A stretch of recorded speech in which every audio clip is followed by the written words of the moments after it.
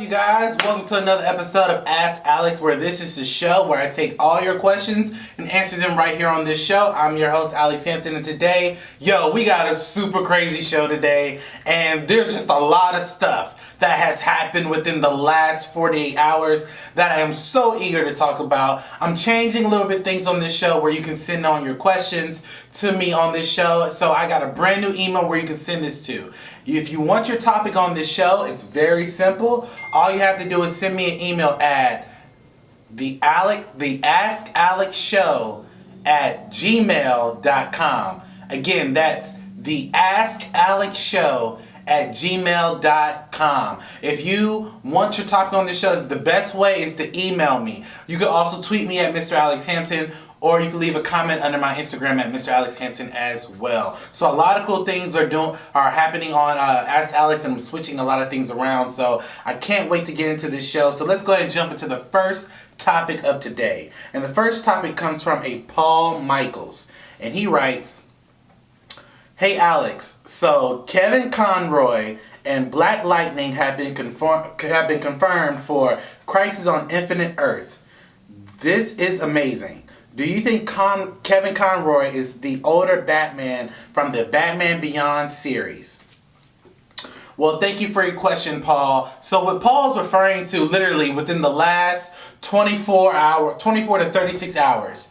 Yesterday, it was reported by multiple various sites and by the CW that Kevin Conroy is joining the ultimate crossover within their CW Arrowverse called the Crisis on Infinite Earth, where he will portray an older version of Bruce Wayne. Now, Kevin Conroy, for people who don't know, is the original voice actor of the Batman animated series. Like, he was the Batman that we know. And also, he was the original voice actor for the Batman Beyond series.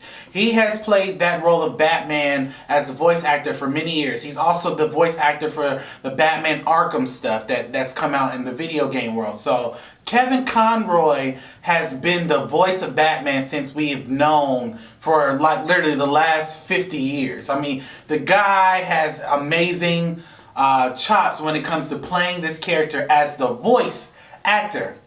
My initial take on this is, this is going to be mind-blowing. Like, we may see a glimpse of Terry McGinnis as Batman Beyond. And not only that, our childhood, like my childhood Batman is going to be in a Crisis Infinite Earth crossover with Arrow, Black Lightning, Flash, Legends of Tomorrow, Supergirl. I mean, this crossover is going to be one of the biggest crossovers that we have seen in TV history. This tops anything that DC has done in their movies. This has topped anything that they've done in their TVs. Like, the fact that they're bringing out all this cool stuff is amazing. And I want to see what that world's going to look like, where Kevin Conroy is the older Bruce Wayne. I want to see Terry McGinnis. I want to see the older Batcave where Bruce Wayne resides. And I don't know what's going to happen, and I think this is going to be amazing. Like, I'm super excited for that, and I just can't wait to see what is to come. Thank you for your question, Paul. Oh, and let me address Black Lightning as well. Huge Black Lightning fan. I can't wait to see Chris Williams face off in this big universe, and it's going to be interesting to see how the Black Lightning characters interact with the rest of the Arrowverse characters. So that's going to be amazing. So, thank you for your question, Paul. Let's go ahead and jump into the next topic of today. And the next question comes from a Cameron Sellers. And he writes, "Hey, Alex. So, Monique was in the news again talking about the people who have blackballed her in this business. Do you think that she should move on and focus on her comedy?" Well, thank you for your question, Cameron. So, what Cameron's referring to, literally the last couple of weeks, this media publication called Comedy Hype has been releasing the interviews that they have done with Monique. And in these interviews, Monique is basically explaining all the things that have happened to her since she's been in this business. She's still talking about Steve Harvey, Tyler Perry, Lee Daniels, and Oprah Winfrey, and these are the people who are responsible for blaming her and blackballing her in this particular business. This is what she is gone on record saying on many other media publications like The Breakfast Club, and all this other stuff. And the reason why I'm bringing this up is because I know this is a movie show slash pop culture show, and I want to diversify a little few things. And this show is this particular topic is very important because I guess the last time I addressed it, I never really gave my full opinion on the matter. So I'm just going to address it for what it is. Now, Monique, and I promise I won't spend too much time on this, but Monique, originally this all came from her Netflix deal, which I have stated on record that I thought the deal was bad. I do think her comedy is funny. I do think that she's an amazing actress, and I think that she's more deserving of $500,000. I do think that she deserves a little bit more than $500,000. If I were Netflix, I would have given her maybe $1 or $2 million, right, for her special. I think as a content creator, as an actor, as a director, and as a media person in general, you can't keep being a dead horse. Eventually, you're going to have to learn how to move on. And I'm not saying that what she's saying is completely wrong, but I'm also not agreeing with a lot of the things that she said. Listen, Tyler Perry, Oprah Winfrey, Lee Daniels, and Steve Harvey, all these people who have wronged you are not going to openly apologize to you. And personally, I've said on this show and other shows that Monique won't receive any sympathy from me after she literally recorded a personal phone call between her and Tyler Perry and put it online for the public to hear. And I think that is unnecessary. You know, I think the reason why a lot of people get canceled or blackballed in this business because you put out too much information that has nothing to do with your overall narrative. And instead of blaming people who have hurt you, why don't you create it your own? Create the opportunity for yourself. Listen, here at Momentum Media, I'm not looking for somebody to pick up my publication and rebrand it and fund it. I'm not looking for somebody to do that. I'm not depending on anyone to take me to higher places. No, I'm doing that. I'm going to create the opportunity for myself. And if there are people who want to do that, great. But I'm going to create it for myself. I'm not going to be reliant on someone else. So I think her bringing up all this stuff that she's been bringing up for the last 10 plus years now isn't necessarily helping her. If anything, it's hurting her. Again, you got multiple media publications who interview you and you talk about the same thing. You talk about the same thing. And I'm not going to sit here and say that, you know, again, that she's not entitled to say these things. She is. She's an official comedian. She's an Oscar winner. She can say whatever she wants to say. She's an adult. However, do I agree with what she has said? No, I don't. Do I think she should move on? Yeah, I do think she should move on. And on top of that, I just think that she should learn that, listen, that these people that you're calling out are too busy getting their money and focusing on their lives and focusing on how they can continuously build their brand. They're not worried about a public apology, and they're not going to give you a public apology. So that's the thing. That's where I'm at with that.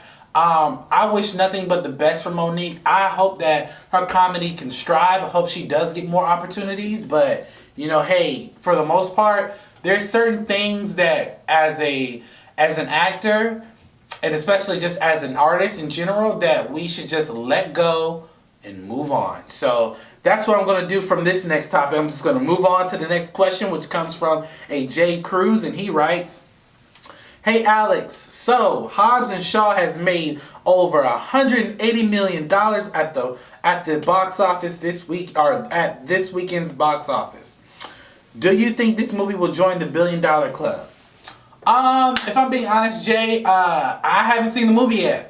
I did see the numbers come out, and it's doing really well. That number that you're referring to, $181 million, that's the worldwide box office. I think it did like 90 million in domestic. I could be wrong.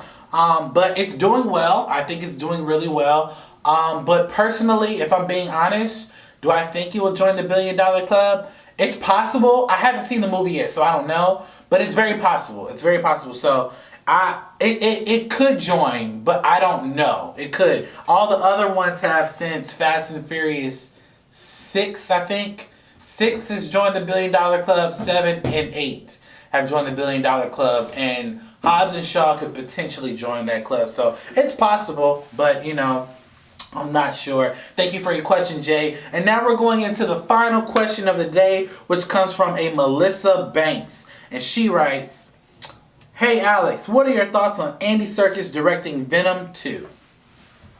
So thank you for your question, Melissa. So I'm gonna just keep this kind of short and sweet.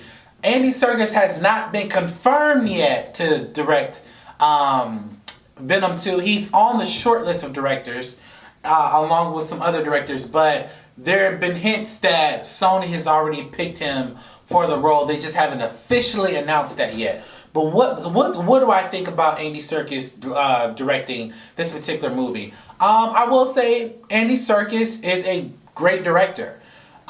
He's done a lot of cool projects. I actually really enjoyed the Mowgli movie. So, and all the other stuff that he has done as well. So I think he will put a different spin to the Venom character and the overall story.